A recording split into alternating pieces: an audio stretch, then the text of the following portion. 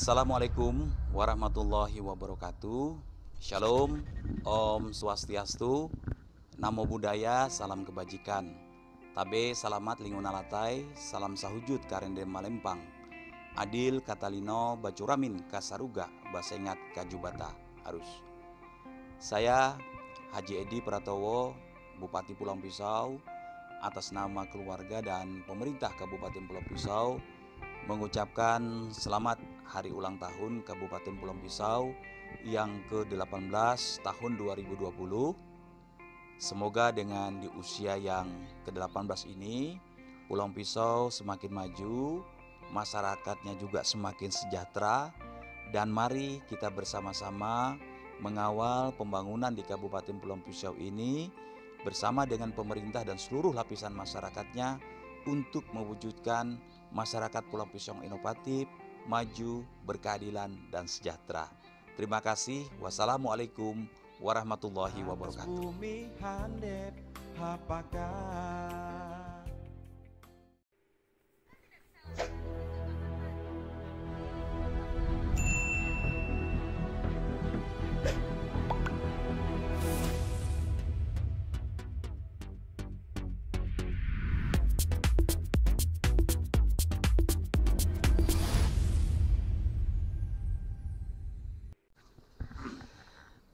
Ya, Pak Bupati, kita di tahun 2020 ini, tepatnya tanggal 2 Juli 2020, pemerintah Kabupaten Pulau Pisau memasuki usia yang ke-18. Kira-kira di usia ini, apa yang Bapak banggakan atas konsep-konsep yang telah Bapak jalankan selama ini? Ya, yang pertama memang di periode kedua masa kepemimpinan kami, Edi Tati ini, kami mencoba untuk melanjutkan dan menuntaskan pembangunan yang sudah kami rencanakan di periode pertama. Baik itu menyangkut bidang infrastruktur ya, maupun dalam rangka peningkatan sumber daya manusia, termasuk di dalamnya adalah bagaimana bisa mengangkat sisi ekonomi ya masyarakat kita, hasil-hasil produksi kita bisa kita pasarkan keluar. Nah, jadi dengan cara apa? Dengan cara kita mempersiapkan membangun fasilitas ya, yang barangkali di awalnya belum sempurna, ini harus kita sempurnakan sehingga ada kemudahan nantinya bagi masyarakat Kabupaten Pulau Pisau ini untuk bisa meningkatkan penghasilan ekonomi mereka ya. Jadi intinya bahwa di periode kedua dan khususnya di 18 tahun ulang tahun Kabupaten Pulau Pisau ini, aspek pembangunan baik itu fisik maupun penyiapan sumber daya manusianya kita lakukan. Dalam rangka untuk melanjutkan dan menuntaskan ini, Pak, tagline kita tentunya ada beberapa yang harus kita bangun, adalah sinergi dengan SOPD, kemudian dengan kita kolaborasikan dengan visi misi. Kira-kira gimana Pak Bupati mensinkronkan ini dalam rangka perolehan anggaran dan lain sebagainya, nanti dengan SOPD sendiri sinerginya seperti apa Pak? Ya, kita kan sudah menuangkannya ke dalam rencana pembangunan jangka menengah daerah RPJMD kita ya. Rencana RPJMD kita itu kita breakdown lagi ya ke dalam rencana strategis rencana kerja di SOPD yang setiap tahun dari target 5 tahun itu harus dikalkulasikan persentase untuk capaiannya. Nanti kita harapkan di tahun 2023 rangkaian selama 5 tahun itu ya nantinya bisa menghasilkan apa yang menjadi harapan kita semua. SOPD saya kira mereka sudah menyusun kerangka acuan ya di dalam mewujudkan visi dan misi kita itu ya, tentunya juga disesuaikan dengan kemampuan keuangan daerah kita ya. Jadi ada memang beberapa SOPD yang beban kerjanya cukup berat, misalnya untuk penyiapan infrastruktur ya, terkait dengan misalnya kita membangun kaitannya untuk peningkatan ekonomi. Di ekonomi ini membutuhkan fasilitas yang cepat, pembangunan fisik yang cepat, misalnya terkait dengan bagaimana kita menghubungkan akses ke daerah itu. Pada daerah itu memang memiliki potensi yang besar. Nah, jadi kan ini kan cukup biaya yang besar. Nah, bagaimana dia di satu sisi bisa menyediakan anggaran untuk percepatan pembangunan yang menyangkut infrastruktur itu. Ada juga SOSPD yang lainnya, ya, maksud kami satuan kerja perangkat daerah lainnya yang bersifat mendukung, ya, dari sisi lain, ya. Misalnya kaitannya untuk membangun penataan bidang ekonomi atas potensi yang ada di masyarakat itu, sehingga satu sama lainnya saya kira nantinya kalau bisa bersinergi dengan baik satu sama lain, yakin ini semua kerja yang berat yang kita laksanakan itu akan tercapai dengan baik.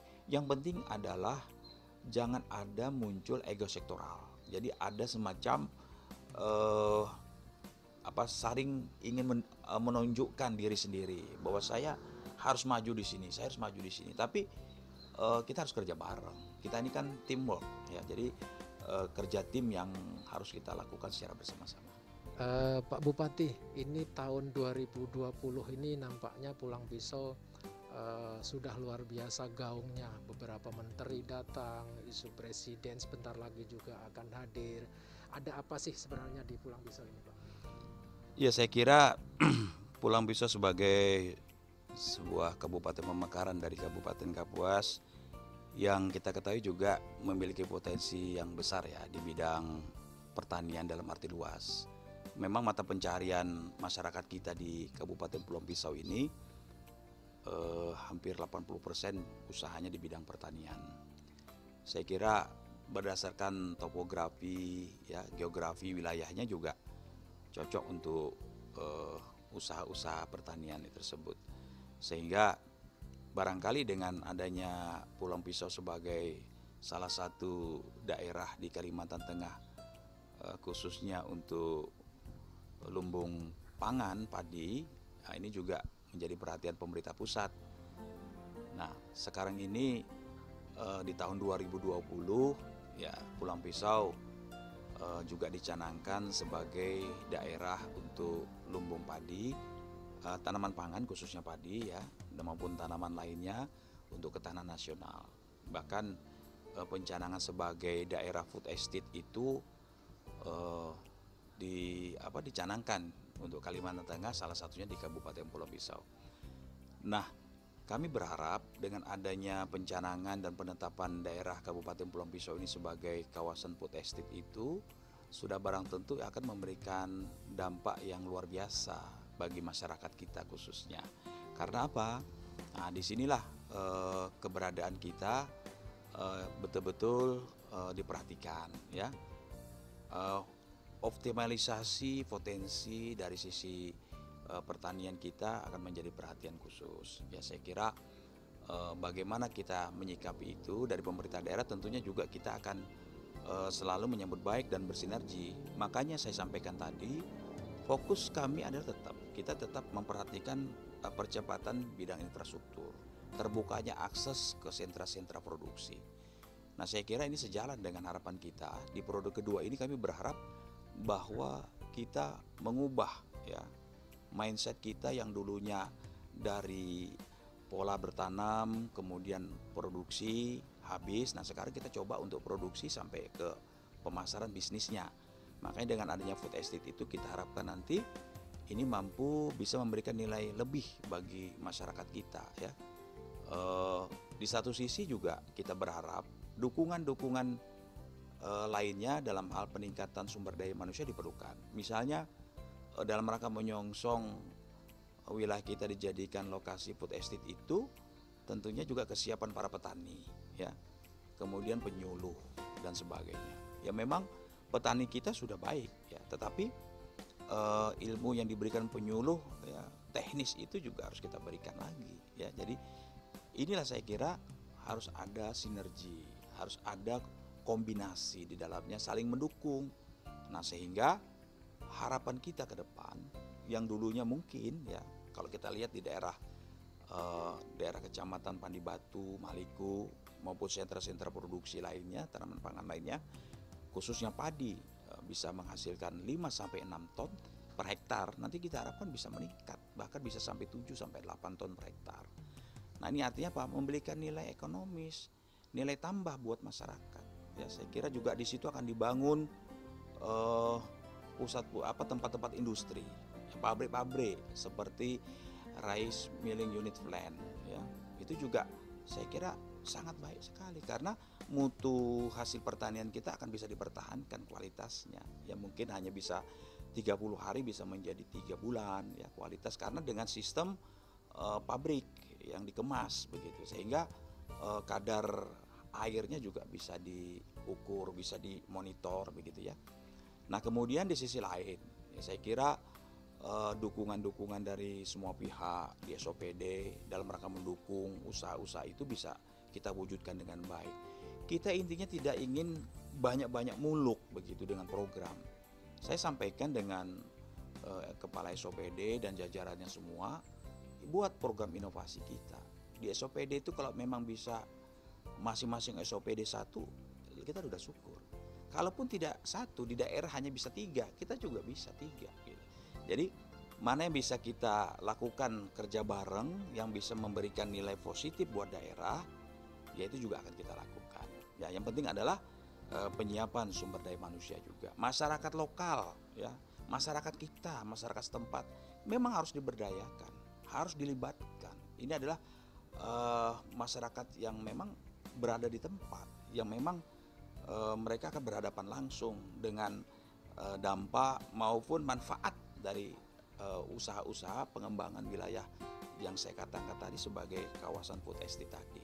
Kalau masyarakatnya kita siapkan, sumber dayanya kita siapkan, nanti juga mereka akan merasakan manfaatnya.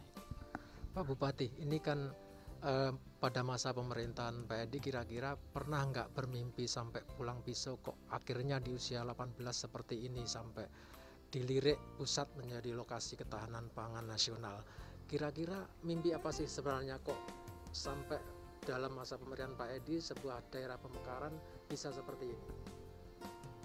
Ya saya kira kami ini kan hanya berbuat saja. Ya kami ini ingin memberikan yang terbaik buat masyarakat, bekerja sama dengan masyarakat, melayani masyarakat.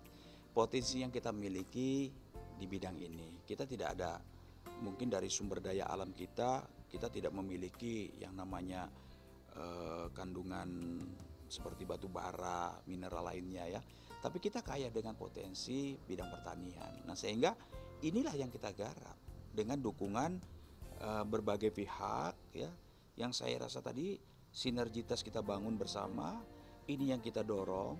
Nah sehingga ini mungkin yang bisa dilihat oleh pihak-pihak luar sana bahwa Pulang Pisau memiliki potensi di bidang pertanian dan bisa kita kembangkan menjadi salah satu kawasan untuk mendukung ketahanan pangan nasional. Daya dukung pemerintah pusat memang luar biasa untuk Pulang Pisau Pak Edi. Kalteng tentunya juga sangat menyupport sekali keberadaan Pulang Pisau untuk menjadi lokasi ketahanan pangan nasional. Bicara Pulang Pisau Pak, banyak tidak akan habisnya terkait dengan pertanian dan sebagainya. Kira-kira di usia yang ke-18 ini daya dukung untuk memenuhi hal tersebut, misalnya infrastruktur, kelemahan-kelemahan apa yang kira-kira masih ada untuk ke arah kendala kegiatannya? Ya, saya kira memang semua yang kita rencanakan tentu juga tidak terlepas dari persoalan-persoalan kendala ya yang kita hadapi. Merubah sesuatu itu pasti akan menghadapi sebuah tantangan gitu ya. Jadi tidak mudah memang. Yang pertama memang kondisi alam. Alam itu maksud kami Pulang Pisau ini daerahnya memang hampir 56% adalah wilayah gambut. Tapi bukan berarti wilayah gambut itu tidak bisa kita manfaatkan dengan mengedepankan kearifan lokal, dengan mengedepankan kearifan lingkungannya, ya, potensi yang bisa dimanfaatkan, tidak mengganggu ekosistemnya, ya. Jadi adanya kesinambungan dan harmonisasi, saya kira yang mana bisa dimanfaatkan, ya itu yang kita lakukan. Ya, jadi bukan berarti bahwa dengan kondisi gambut kita tidak bisa mengupayakan sama sekali, karena kita juga dihadapkan setiap musim kemarau bahaya yang di belakang yang menghadang itu adalah kebakaran hutan dan lahan.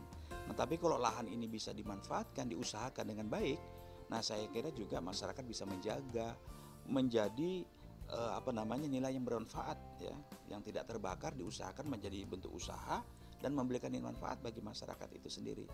Yang pasti saya kira antara satu dengan lainnya ya ada keseimbangan dalam hal kita menjaga ya mana yang harus kita lakukan dan mana yang tidak ya. Satu. Yang kedua, kita juga di sisi kewilayahan kita juga meskipun ada kendala tadi ya, lahan yang 56% gambut, tapi kita juga memiliki potensi karena kita berada di pinggir laut, langsung berhadapan dengan Pulau Jawa.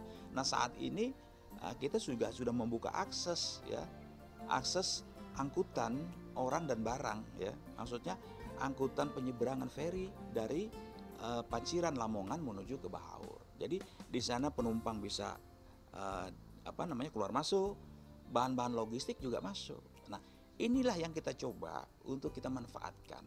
Nah, mungkin dari Pulau Jawa, dari Lamongan ketika membawa hasil-hasil industri ya dan sebagainya tidak ada masalah masuk ke wilayah kita. Yang jadi pertanyaan adalah ketika mereka harus kembali ke Pulau Jawa, kapal ini ya. Apa yang harus kita isi, kita manfaatkan truk-truk yang mengangkut hasil-hasil industri tadi, hasil teknologi tadi, kita isi juga dengan hasil yang bermanfaat dari kita yang bisa kita pasarkan keluar. Nah, inilah yang saya kira menjadi sebuah tantangan tapi sebuah peluang yang harus kita isi. Makanya kami berharap juga sinergitas antara pemerintah pusat, pemerintah provinsi dan kabupaten saling mendukung satu sama lain. Ya, karena ini harapannya adalah bukan hanya untuk Pulau Pisau tapi juga untuk masyarakat Kalimantan Tengah. Karena pelabuhan ini kan aksesnya juga masuk ke wilayah Kota Palangkaraya, ibu kota provinsi Kalimantan Tengah dan beberapa daerah kabupaten lainnya. Untuk memajukan daerah itu tidak terlepas dari peran serta masyarakat, Pak.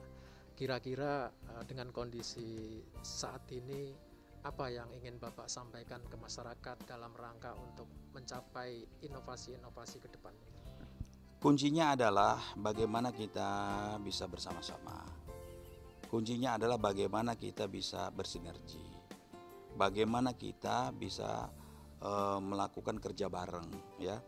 Kami yang diamanahkan untuk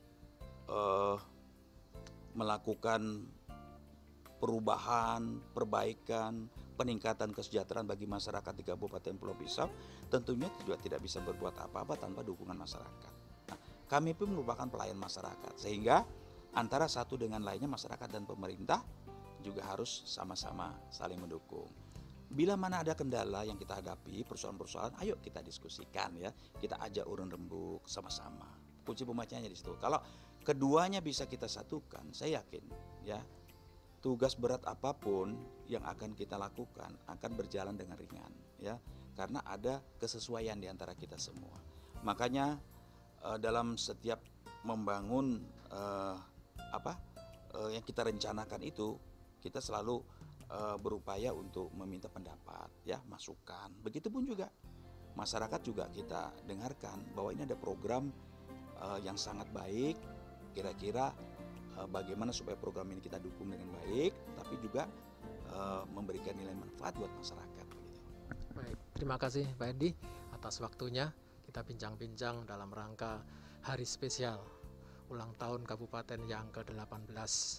Mungkin kita tunggu inovasi-inovasi berikutnya. Mudah-mudahan Pak Edi selalu diberikan kekuatan, kesehatan untuk terus menjadi pemimpin yang terbaik di wilayah Kabupaten Pulau Pisau.